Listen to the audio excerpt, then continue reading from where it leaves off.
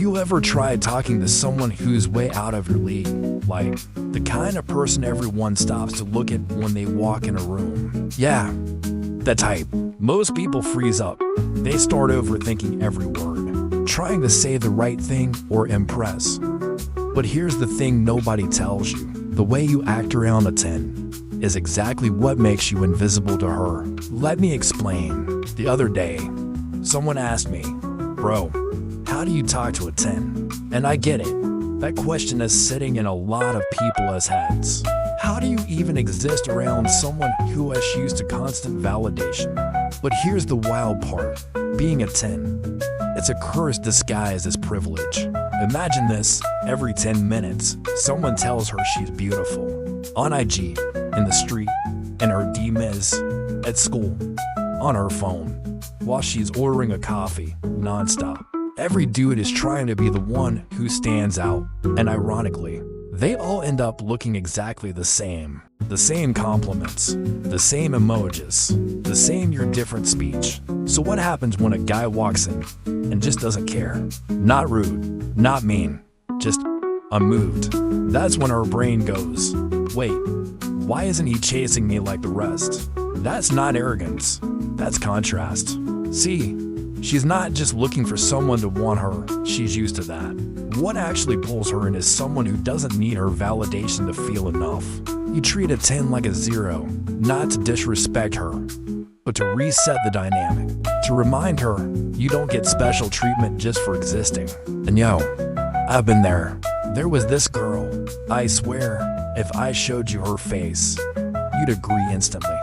She's a 10. Face, fit, presence, the whole package. But I wasn't on that "oh my god, you're a goddess" energy. I barely spoke to her, didn't chase, didn't compliment. I let her exist without the fanfare. You know what happened? She noticed me. She chased me. She even told me later.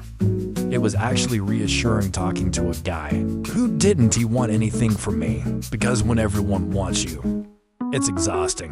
You start wondering if anyone actually sees you. You, not the body, not the face, not the clout. And that's the core of it. It's not about pretending someone's ugly. It's not about manipulation. It's about not folding yourself into a version you think they'll like. Because once you do that, you're just one more voice in the echo chamber. Let me be honest though, I made a mistake. Eventually, I started treating her like a 10. I gave her the pedestal. And guess what? She dipped. Everything changed. The dynamic flipped. She didn't have to try anymore. And I stopped being interesting. Because now, I was just another guy confirming what the world already told her. You raise the prize. The truth, people, especially those who get too much attention, want to feel something real. Effort, resistance, a challenge, someone who reminds them they're not exempt from showing up as a human. So what's the move? Talk to her like you talk to anyone else. Joke, tease, be playful, be real.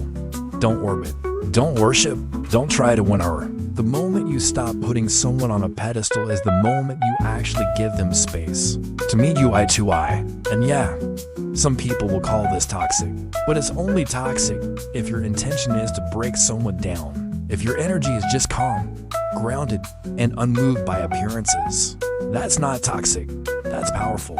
Because the moment she feels like she has to work just a little to earn your attention, that is when the game changes. You don't chase the 10. You let her experience what it feels like to earn you.